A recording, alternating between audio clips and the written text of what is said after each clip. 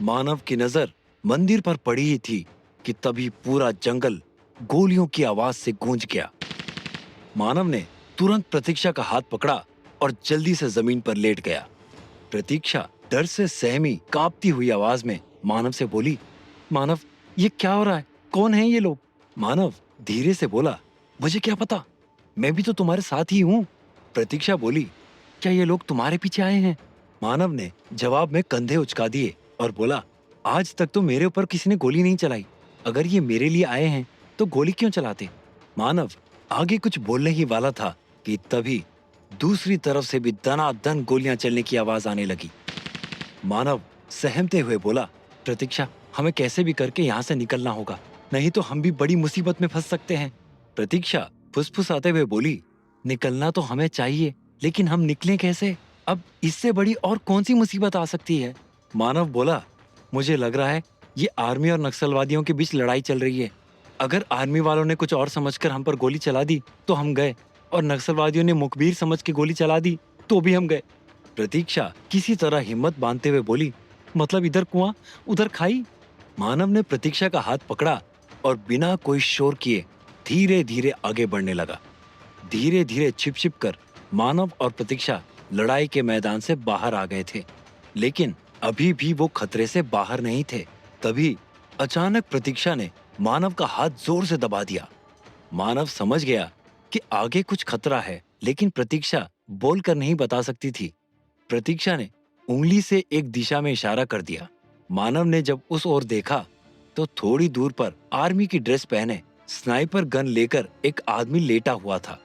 मानव और प्रतीक्षा तुरंत वहीं जमीन पर बैठ गए ताकि सैनिक की नजरों से वो बच सके। मानव अभी सैनिक पर ही नजर गड़ाए हुए था कि उसे पता चला कि दूसरी ओर एक और आदमी लेटा हुआ था जो नक्सलियों में से एक था। दोनों आदमियों की सिचुएशन देखकर मानव समझ गया कि नक्सली आदमी किसी भी वक्त सैनिक पर हमला कर सकता है। मानव धीरे से फुसफुसाते हुए प्रतीक्षा से बोला, हमें उस सैनिक की मदद करनी चाहिए। प्रतीक्षा बोली, लेकिन कैसे? वो देखते ही हमें गोली मार देंगे। तभी मानव ने तेजी से इधर उधर नजर दौड़ाई और बगल से एक पत्थर उठाकर उस नक्सली की ओर उछाल दिया। पत्थर की आवाज सुनते ही सैनिक चौकन्ना हो गया। उसने तेजी से इधर उधर नजर दौड़ाई। पत्थर की आवाज सुनकर नक्सली का भी ध्यान भटक गया। जब तक वो कुछ समझ पाता, सैनिक ने एक के बाद एक कई गोलियां उसके ऊपर दाग दी। इस मौके का फायदा उठाकर मानव और प्रतीक्षा लड़ाई की जगह से निकलकर मंदिर के पास पहुंच गए। रात बीत चुकी थी और लड़ाई खत्म हो चुकी थी। मानव की नजर तभी प्रतीक्षा के बैग पर पड़ी तो बोला, ये तुम्हारा बैग खुला क्यों है? कुछ गिराया तो नहीं ना तुमने? प्रतीक्षा ने जल्दी से अपना बैग चेक किया और बोली, नहीं नहीं, कुछ नहीं गिरा है, शायद गलती से खुला रह गया होगा। मानव और प्रतीक्षा अब रात का इंतजार कर रहे थे कि कब अगली रात हो और कब वो मंदिर के अंदर जाएं। प्रतीक्षा बोली, मानव, मंदिर तो मिल गया है, लेकिन तब तक हम इसके अंदर जाने का रास्ता देख लेते हैं। हमें पहले से ही हर प्रॉब्लम के लिए तैयार रहना होगा। प्रतीक्षा के कहने पर मानव पेड़ की छाव से उठा और मंदिर की दीवार के पास आ गया। दीवार पर प्राचीन भाषा में कुछ शब्द लिखे हुए थे, जिन्हें पढ़कर प्रतीक्षा दरवाजे की तरफ आगे बढ़ती रही। मानव प्रतीक्षा के पीछे ही था। तभी उसकी नजर दीवार के पास एक अजीब सी निशान पर पड़ी और वो उस तरफ चला गया। प्रतीक्षा ने मानव को उस तरफ जाते हुए देखा तो बोली, क्या हुआ मानव, उधर कुछ है क्या? मानव बोला, कुछ अजीब सा निशान है। इतना कहते कहते मानव निशान के पास पहुंच गया। मानव ने जैसे ही अगला पैर बढ़ाया, अचानक जमीन के नीचे का पत्थर गोल घूम गया और मानव पलक झपकते ही जमीन के अंदर गायब हो गया।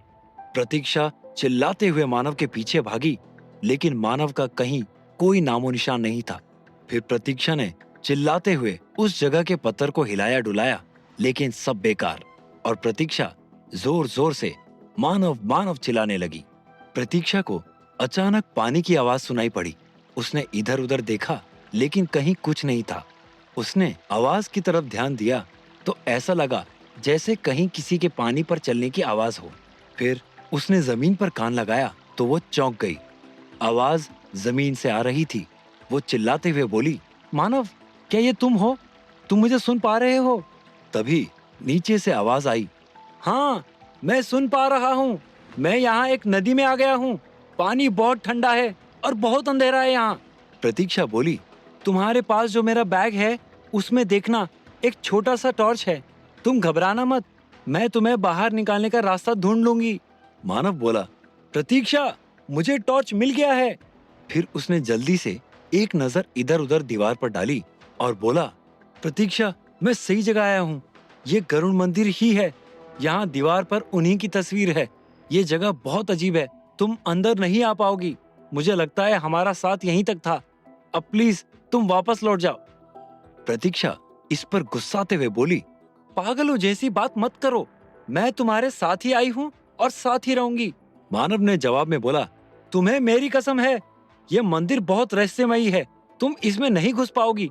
तुम प्लीज वापस चली जाओ। प्रतीक्षा आगे कुछ बोल पाती, तभी मानव बोला, प्रतीक्षा, लगता है मुझे जाना होगा। कोई आ रहा है। तुम प्लीज वापस चली जाओ और अपना ख्याल रखना। इतना कहकर मानव तेजी से उस जगह से हट गया और चुपचाप एक कोने में छिप गया। तभी मानव की नजर एक बुजुर्ग आदमी पर पड़ी। उसके हाथ में एक मशाल थी। उन्होंने इधर उधर देखा और किसी को ना पाकर वापस जाने लगे। बुजुर्ग को वापस जाते देखकर मानव की सांस में सांस आ गई। उसने आंखें बंद की और बोला, भगवान, आपका धन्यवाद जो इस मुसीबत से आपने मुझे बचा लिया। ये कहकर मानव ने जैसे ही आंखें खोली तो बुजुर्ग को आंखों के सामने खड़ा देखकर वो चौंक गया। मानव ने ध्यान से देखा तो बुजुर्ग के हाथ में मशाल नहीं थी, बल्कि आग उनके हाथ से ही निकल रही थी। जब तक मानव कुछ बोल पाता, बुजुर्ग ने उसका कॉलर पकड़ा और हवा में उछालकर पानी में फेंक दिया और बोले, धूर्त कहीं का, स्वामी प्रसाद की आंखों में धूल झोंकने चला था तू। जब तक मानव संभल पाता, स्वामी प्रसाद ने मानव का पैर फिर से पकड़कर हवा में उठाया और फेंक दिया। मानव सामने की दीवार पर जोर से जा लड़ा, लेकिन उसे चोट महसूस नहीं हुई। वो फुर्ती से उठकर खड़ा हुआ। तभी स्वामी प्रसाद की दहाड़ती हुई आवाज आई, दुष्ट खुफिया मार्ग से मंदिर में घुसता है। आज ग्रहण के दिन ही मैं तेरी बलि चढ़ा दूंगा। मानव ने स्वामी प्रसाद से बचने की कोशिश की, लेकिन बुढ़ापे में भी उनके अंदर गजब की फुर्ती थी।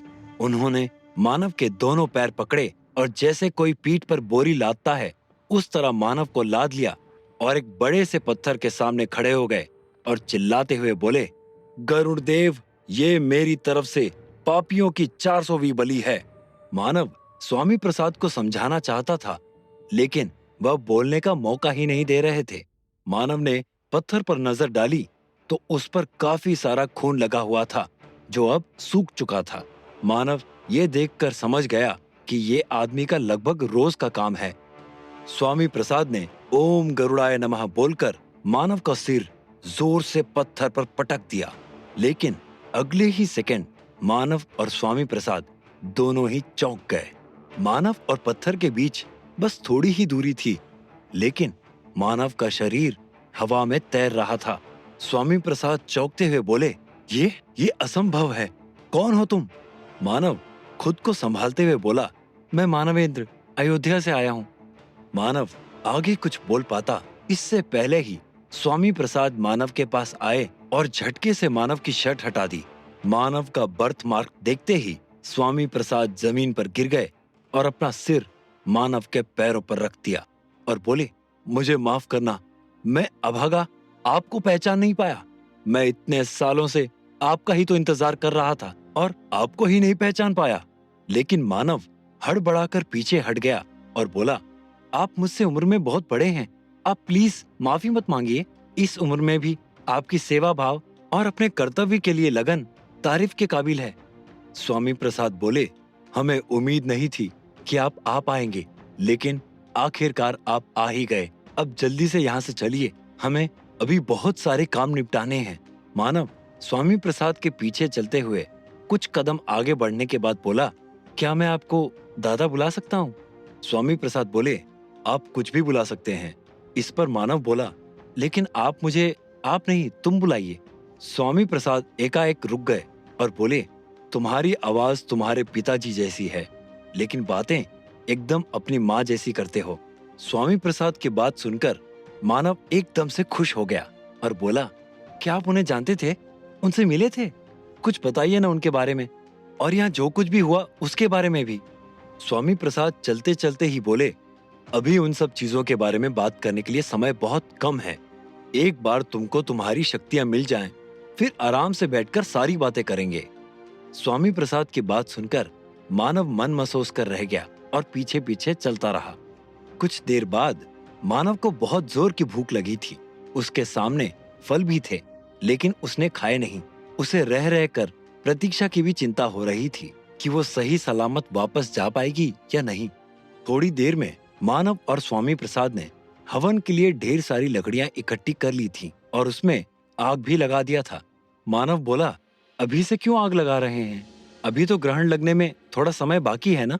स्वामी प्रसाद बोले, ये हवन तुम्हारे कवच के लिए है।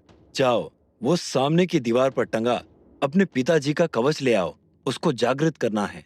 मानव ने जब पिताजी के कवच के बारे में सुना तो वो भागते हुए दीवार के पास गया। वहां वैसा ही कपड़ा टंगा हुआ था जैसा मानव के पास था। उसने जैसे ही कवच को सीने से लगाया, उसे ऐसा महसूस हो रहा था जैसे उसने अपने पिताजी को गले लगा लिया हो। फिर मानव ने कवच को जब नाक के पास ले जाकर सूंघा तो उसकी महक से और पिताजी की याद से मानव की आंखें नम हो गईं। मानव नम आंखों से कवच स्वामी प्रसाद को देते हुए बोला, मेरे पास तो ऐसे 3 और हैं। स्वामी प्रसाद बोले, मुझे पता है, तभी चारों कवच को मिलाकर तुम्हारे लिए एक नया कवच बना रहा हूँ। मानव बोला, लेकिन आपको कैसे पता? फिर स्वामी प्रसाद की मुस्कुराहट देखकर वो समझ गया कि बर्थ मार्क देखने के समय ही उन्होंने ये सब देख लिया होगा।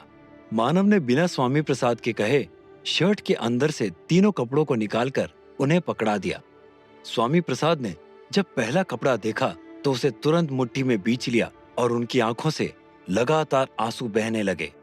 मानव घुटने के बल बैठकर उनके पास आया और बोला, क्या हुआ दादाजी? सब ठीक है ना? आप रो क्यों रहे हैं? स्वामी प्रसाद कपड़े को आग में फेंकते हुए भावुक होते हुए बोले, ये कवच मेरी बेटी का है। वो तुम्हारी माँ की सखी थी और उनकी सहायिका भी। ये कवच पवनास्त्र है, ये उड़ने में मदद करता है। मानव को जब पता चला कि वो कब्र जिसे बनवारी ने खोद दिया था वो स्वामी प्रसाद की बेटी का है, तो उसने मन ही मन उन्हें प्रणाम किया। तभी स्वामी प्रसाद दूसरे कवच को आग में फेंकते हुए बोले, ये संप्रति का कवच है, अग्नेयास्त्र, अपनी तोड़ फोड़ की ताकत में बेमिसाल। तीसरे कवच को देखकर स्वामी प्रसाद कुछ पल को रुक गए और मानव से पूछा, ये कवच तुमको कहां से मिला? मानव बोला, एक घर के नीचे कब्र में किसी सांप जैसे चेहरे वाले आदमी की थी। क्यों, क्या हुआ? स्वामी प्रसाद बोले, ये हमारे दुश्मन दल की कवच है और अब मैं इस कवच का इस्तेमाल उन्हीं के खिलाफ करूंगा, विसर्प कवच बनाऊंगा। इतना कहकर वो कवच भी उन्होंने आग में फेंक दिया। फिर चौथा कवच मानव की ओर बढ़ाते हुए स्वामी प्रसाद बोले, ये तुम्हारे पिताजी की है, इसे तुम ही अग्नि में डालो। मानव ने कवच को माथे से लगाकर प्रणाम किया और हवन कुंड में डाल दिया। एक पल के लिए स्वामी प्रसाद रुके और बोले, मानवेंद्र सावधान, यहाँ कोई है। तभी अचानक एक जोर का धमाका हुआ और स्वामी प्रसाद कराह उठे।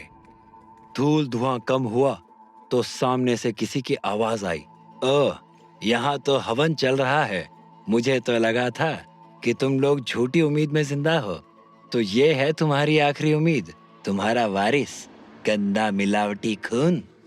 तभी स्वामी प्रसाद अपने सीने से बह रहे खून को रोककर अपनी जगह पर खड़े होते हुए बोले, नागेश्वर, आखिर तुम्हारी मौत तुमको यहाँ ले ही आई।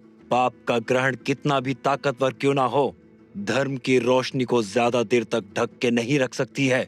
लगता है आज मेरी 400वीं बलि पूरी होकर रहेगी। ये सुनकर गुस्से से नागेश्वर ने स्वामी प्रसाद पर फिर हमला कर दिया। स्वामी प्रसाद ने मानव को अपने पीछे कर दिया और खुद लड़ने के लिए आगे चले गए। स्वामी प्रसाद के हाथ में मशाल और नागेश्वर के दंड के टकराहट की आवाज पूरे मंदिर में गूंज गई और रोशनी ऐसी चमकी जैसे बादल की बिजली। क्या स्वामी प्रसाद जीत पाएगा नागेश्वर से? क्या मानव कर पाएगा इस लड़ाई में स्वामी प्रसाद की मदद? क्या वो कवच दिला पाएगी मानव को जीत? कहां और किस हाल में होगी प्रतीक्षा? जानने के लिए सुनते रहिए पक्षीराज, सिर्फ और सिर्फ पॉकेट एफएम पर।